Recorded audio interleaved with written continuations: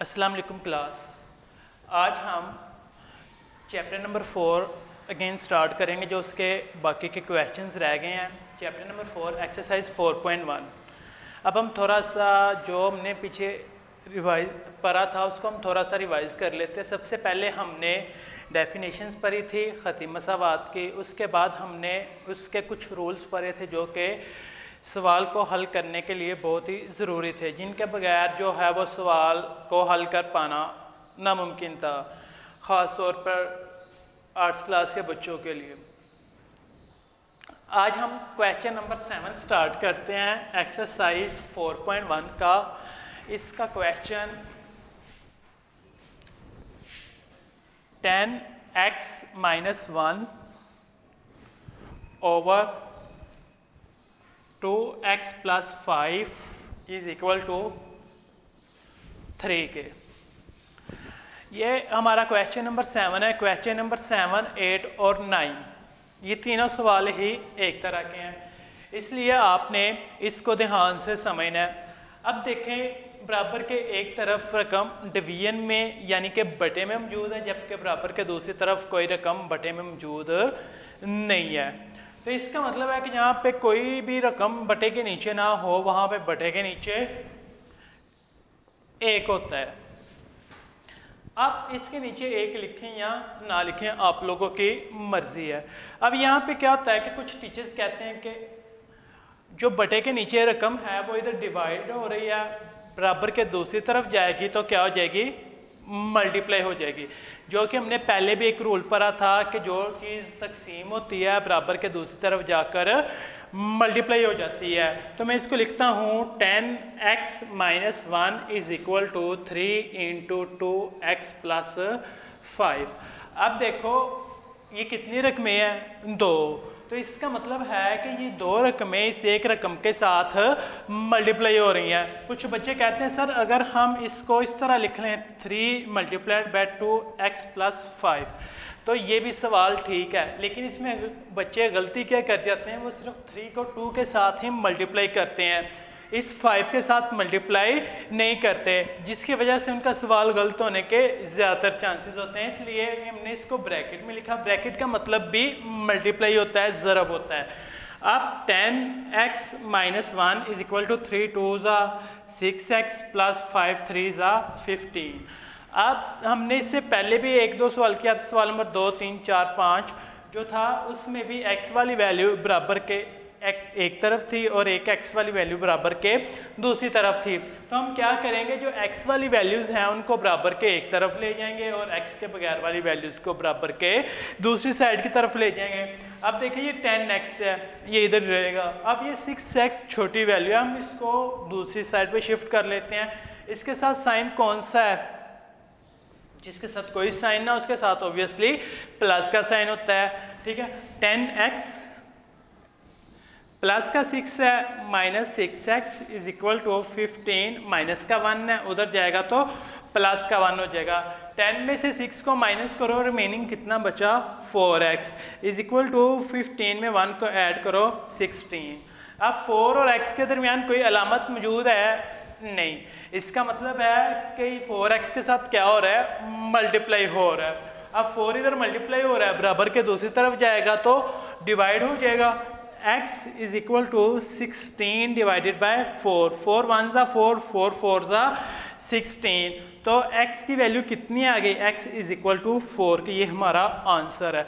अब कुछ बच्चे कहते हैं सर x की तो हम इधर से जो 4x था इधर ही हम उसको अगर वाइंड अप कर देते। बेटा मैंने उसने भी बताया था कि x एक वेरिएबल है, हम उसकी वैल्यू फाइंड आउट करते हैं। ठीक है, x की अपनी कोई वैल्यू नहीं होती, इसको किसी दूसरी चीज़ की कीमत को मालूम करने के लिए इस्तेमाल किया जाता है। क्वेश्चन नंबर 7, 8 और 9 एक ही तरह का है। 7 मैंने कर दिया। अब क्वेश्चन नंबर 9 भी मैं आपको एक दफ़ा कर देता हूँ ताकि मज़ीद आपको कोई गलती के इम्कानात ना रहे।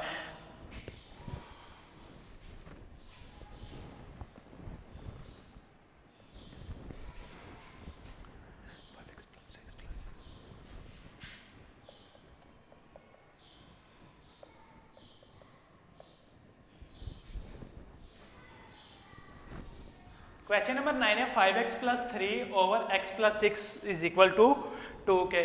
अब देखो x प्लस 6 इधर क्या हो रहा है, डिवाइड हो रहा है, तो बराबर के दूसरी तरफ जाएगा तो मल्टीप्लाई हो जाएगा। 5x plus 3 is equal to 2 into X plus 6। 5x plus 3 is equal to 2x plus 6, 2 ज़ा 12। अब x वाली वैल्यूज एक तरफ और x के बगैर वाली एक तरफ। 5x minus 2x is equal to 12 minus 3। 5 में से 2 को माइनस करो, रिमेनिंग कितना बचा 3x इज इक्वल टू 12 में से 3 को माइनस करो 9।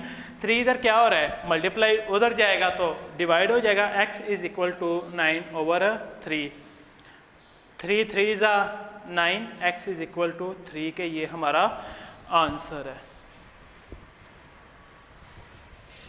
आगे हम क्वेश्चन नंबर 10 स्टार्ट करने लगे हैं। इस क्वेश्चन को आपने ध्यान से समझना है, ये बहुत ही टिपिकल है।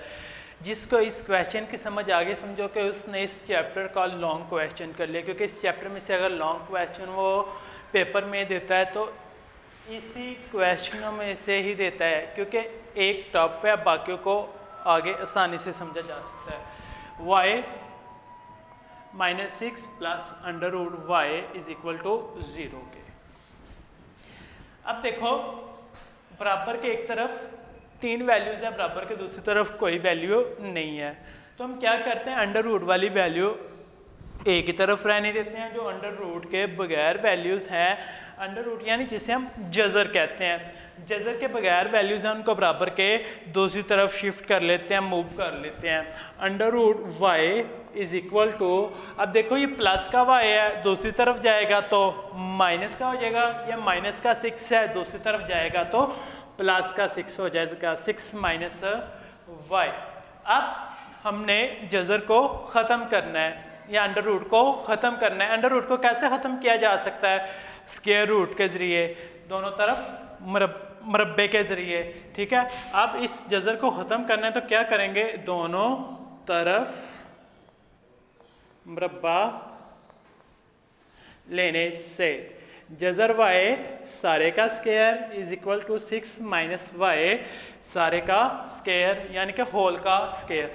अब ये जज़र और स्क्वायर आपस में cancel, y is equal to, अब ये हमारे पास एक फार्मूला बन गया। हमने एक फार्मूला पढ़ा था 8th क्लास में, a प्लस बी होल का square is equal to a का स्क्वायर प्लस b का स्क्वायर प्लस 2ab, यानी कि पहली रकम का मुरब्बा जमा दूसरी रकम का मुरब्बा जमा दो फार्मूले का या कुलिये का पहली रकम ज़रब दूसरी रकम। अब इसको हम इधर पुट करते हैं, 6 का स्क्वायर प्लस y का स्क्वायर, पहली रकम का स्क्वायर प्लस दूसरी रकम का स्क्वायर। अब इधर दरमियान में माइनस है तो इधर क्या आएगा, माइनस 2 फार्मूले का पहली रकम मल्टीप्लाइड बाय दूसरी रकम।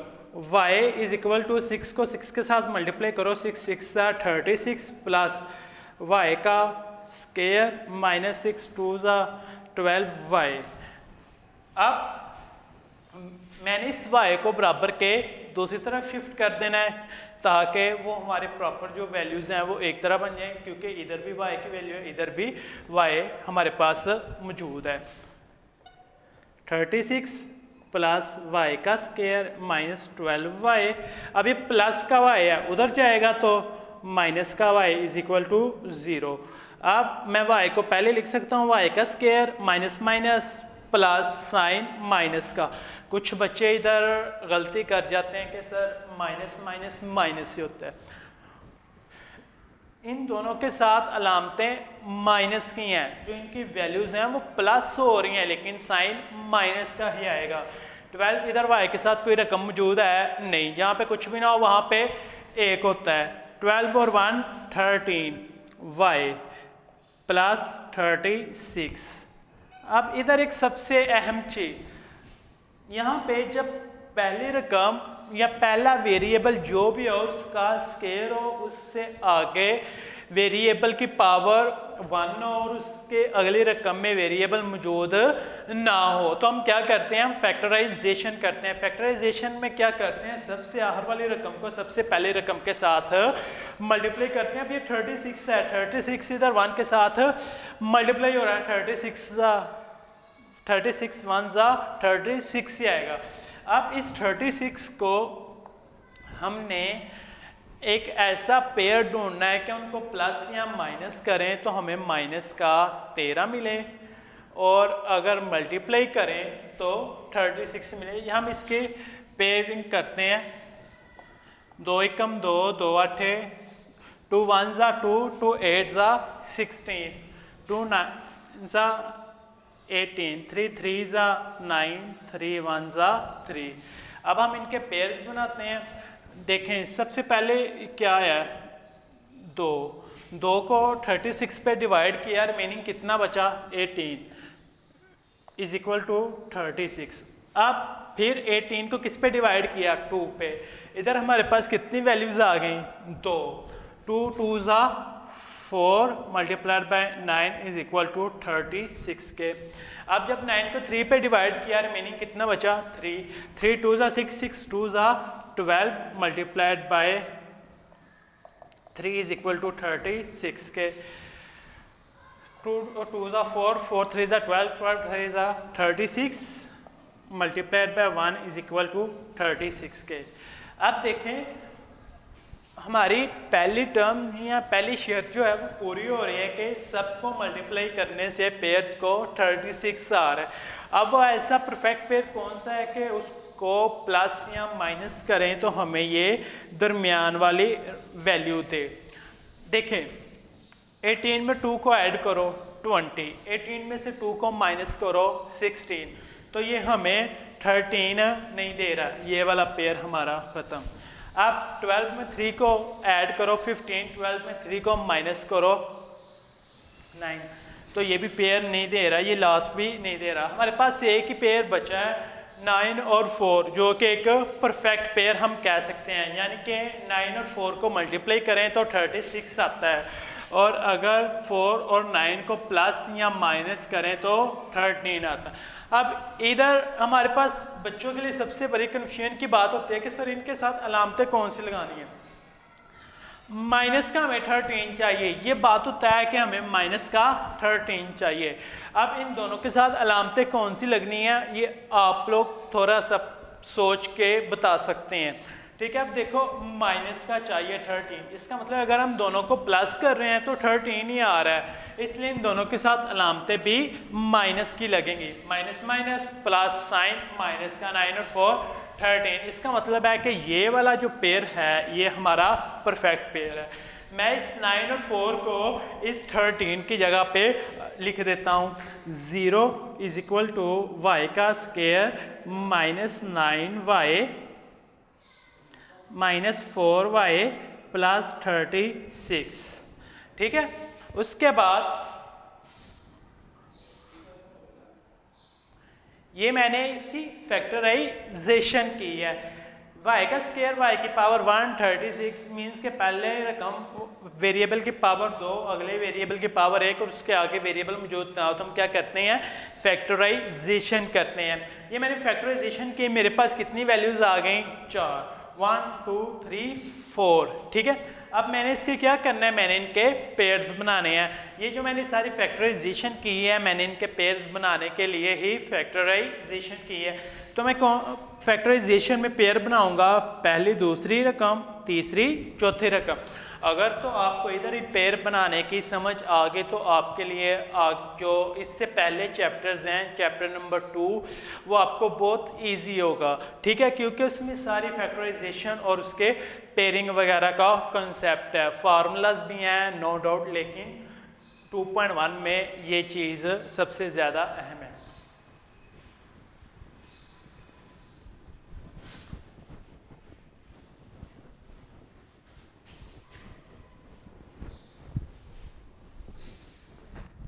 अब हमने इसके पेयर्स बनाए हैं तो क्या होगा, इन दोनों में से कौन सी चीज़ कॉमन आ रही है, कॉमन मुश्तरिक जो एक दूसरे से मिलती है। y इधर भी है, y इधर भी, y की पावर 2 है, इसका मतलब है कि 2y मौजूद है इधर। तो हमने जो चीज़ कॉमन लेनी है उसको ब्रैकेट के बाहर लिख देना है, बाकी अनकॉमन रकमों को ब्रैकेट के अंदर, यानी कि मुश्तरक रकमों को ब्रैकेट के बाहर और गैर मुश्तरक को ब्रैकेट के अंदर। इधर से y ये आ गया, बाकी इधर y कितने y बचे? 1। तो मैं क्या करूँगा, y माइनस 9 क्यों? क्योंकि इधर एक y था, एक y हमने वो कॉमन ले लिया। अब इधर ये माइनस है तो मैं सबसे पहले माइनस लिखूंगा। एक बात का आपने ख्याल रखना है, जब पेड़ बनाने हैं तो जो साइन आ रहा है अगर तो माइनस का है उसका क्या इफेक्ट होगा कि आगे वाले साइन चेंज हो जाएंगे। इधर से कौन सी चीज़ कॉमन लेंगे, इधर y मौजूद है, इधर y नहीं है, तो फिर 4 और 36 है। 4 के टेबल में 36 आता है, 4 के टेबल में 36 आता है। 4 कॉमन ले लिया, रिमेनिंग क्या बचा, y। इधर से 4 कॉमन आ गया, remaining y minus plus minus 4 9 जा 36 इज इक्वल टू 0 के। अब जो कॉमन वैल्यूज़ हैं उनको मैंने क्या करना है, ब्रैकेट के अंदर, और अनकॉमन जो थी वो कॉमन हो गई हैं तो इसलिए इनको भी ब्रैकेट के अंदर वन टाइम लिख दूंगा। y minus 4 y minus 9 is equal to 0 के। अब मैंने इधर से y की वैल्यू फाइंड आउट करनी है तो मैं क्या करूँगा, मैं सेंटर में लाइन लगाऊंगा, y minus 4 is equal to 0, y minus 9 is equal to 0। Minus का 4 है, बराबर के दूसरी तरफ जाएगा तो प्लस का 4 हो जाएगा, माइनस का 9 है, y बराबर के दूसरी तरफ जाएगा तो प्लस का 9 हो जाएगा। जी यहाँ तक था ये सवाल। इसके बाद जो अहम चीज़ है हमने इसको प्रूव करना है। प्रूव करने के लिए हम क्या करते हैं, हमारे पास y की 2 वैल्यूज़ आई हैं, हमने देखना है कि कौन सी वैल्यू जो है वो परफेक्ट है। वो परफेक्ट होगी, इसका मतलब है कि left hand side is equal to right hand side क्या आएगी, वही हमारा आंसर होगा। आगे हम इसको प्रूव करते हैं।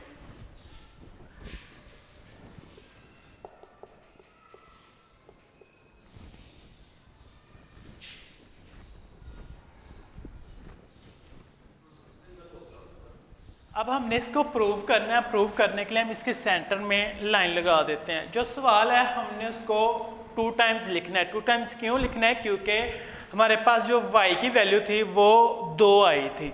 अगर तो 1 आती जैसे हमने पहले सवाल किए थे, हमने कहना था कि ये वैल्यू परफेक्ट है। अब इसको प्रूव करना है, ठीक है। y minus 6 plus under root y is equal to 0, y minus 6 plus under root y is equal to 0। अब इधर मैं y की वैल्यू जो थी y इज इक्वल टू 4 और y इज इक्वल टू 9, ये 2 वैल्यूज जो मेरे पास आई थी मैं इनकी वैल्यूज को पुट करने लगा। अब सवाल में जहाँ जहाँ पर y की वैल्यू मौजूद है वहाँ वहाँ पर मैं 1 टाइम 4 और 1 टाइम 9 रख के वैल्यूज को सॉल्व करता हूँ। अब देखो y की value 4 minus 6 plus under root 4 is equal to 0। अब 4 माइनस 6 प्लस 4 किसी न किसी रकम का स्क्वायर बनता है, 2 का अंडर रूट 2 का स्क्वायर इज इक्वल टू 0। जज़र और स्क्वायर आपस में कट गए। 4 में से 6 को माइनस करो, माइनस का 2 plus 2 is equal to 0। Plus का 2 माइनस के 2 से कैंसिल, रिमेनिंग कितना बच गया, 0। अब y की वैल्यू 9 पुट करूंगा, y minus 6 plus under root 9 is equal to 0। 9 में से 6 को माइनस किया तो क्या आ जाएगा, 3 प्लस अंडर रूट 9 किसी न किसी रकम का स्क्वायर बनता है, 3 का स्क्वायर, जज़र और स्क्वायर आपस में cancel, 3 plus 3 is equal to 0 के, 3 3 6 इज इक्वल टू 0 के। इसका मतलब है कि जो हमारी लेफ्ट हैंड साइड और राइट हैंड साइड इक्वल आएगी वही हमारा आंसर होगा। तो हम कह सकते हैं y इज इक्वल टू 4 के, hence prove that our solution set is 4। अल्लाह हाफिज़, थैंक यू।